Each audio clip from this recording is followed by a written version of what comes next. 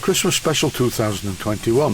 This is part 3, the final part, showing the preparation of my Christmas dinner 2021, starting with the parsnips and ending with some of my family members feasting at the table. Processing the parsnips. Parsnips are very strange vegetables, they're big at one end and very small at the other end, which, although it probably makes them easier to pull out of the ground, there is a bit of a problem if you're going to roast parsnips.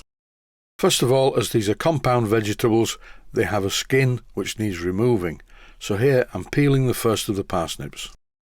The top bit of a parsnip is pretty horrible and this needs cutting off. With a parsnip being the shape it is, personally I have a problem with them.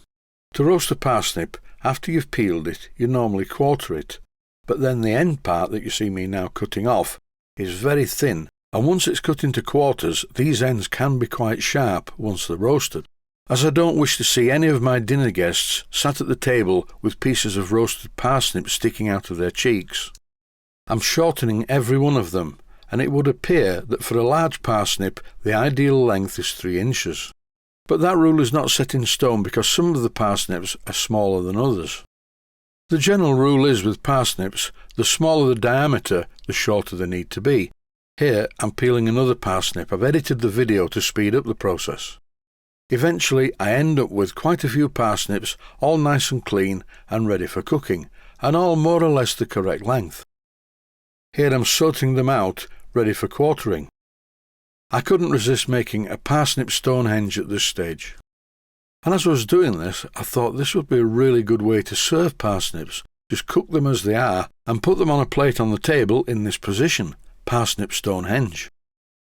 I was quite happy with my parsnip Stonehenge, but all good things have to come to an end. The time has come to quarter the parsnips.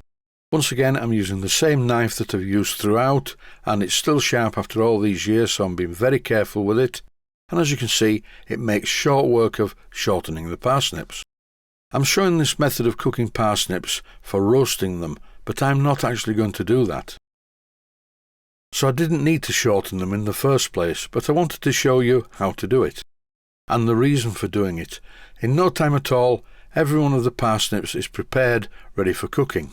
I have in the past put parsnips around the turkey in the oven, along with the roast potatoes, but they never come out well. They're normally cremated and very difficult to eat. I put the parsnips into a pan ready for cooking, but then I thought about climate change. So instead of boiling them for 20 minutes, I thought I would use my pressure cooker to shorten the cooking time down to about 3 minutes. I think pressure cookers are really good things. Using exactly the same principle as a steam engine boiler, the higher the pressure, the higher the temperature.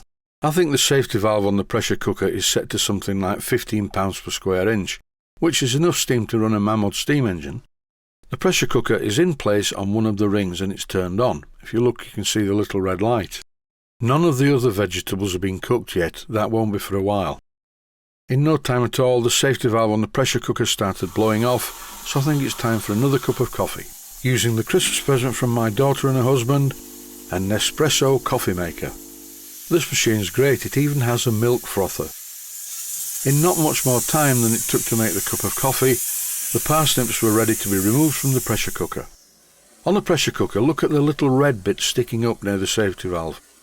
I'm running the pan under some cold water, and after a very short time, the steam disappears and a vacuum is created, just like in a steam engine boiler, which pulls the little red thing down, telling me that there is no pressure inside the pressure cooker. With a pressure cooker, you always need to do this. It's not a good idea to try and release the pressure cooker lid when there's pressure inside it. Here I'm lifting the tray out of the pressure cooker and it's very hot indeed. It's okay for me because I burn my fingers so frequently they can tolerate this sort of heat quite well. But with the pressure cooker came a special tool to extract the basket from the pan.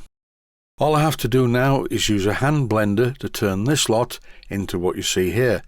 Parsnip puree with some Jersey butter. Very nice indeed.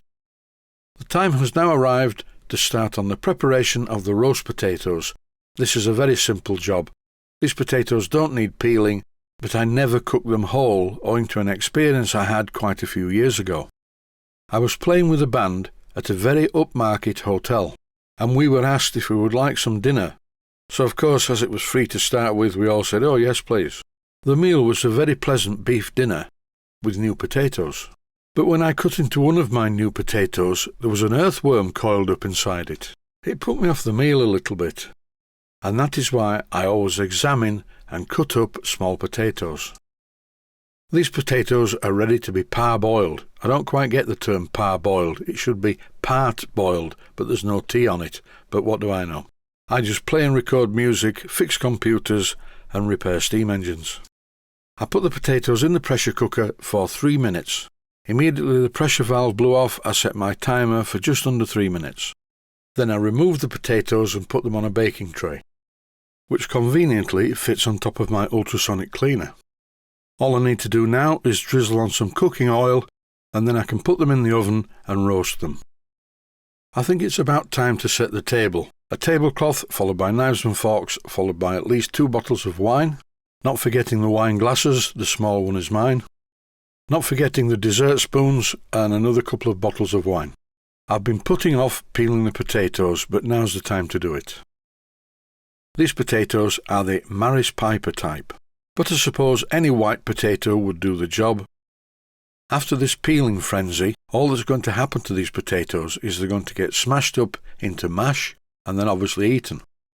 By now I was on my 3rd cup of coffee and things were starting to look quite surreal. Here's a gratuitous shot of my coffee cup showing the details of the Bancroft mill engine.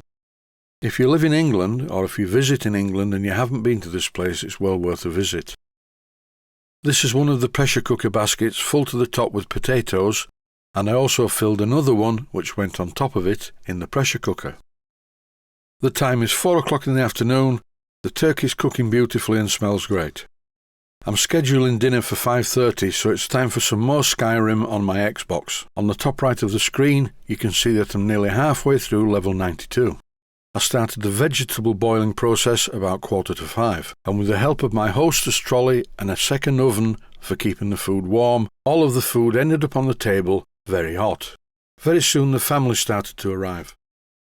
One of my daughters is missing because she's currently pregnant, and with the rapid rise of the Omicron variant of COVID, we thought it wasn't a good idea.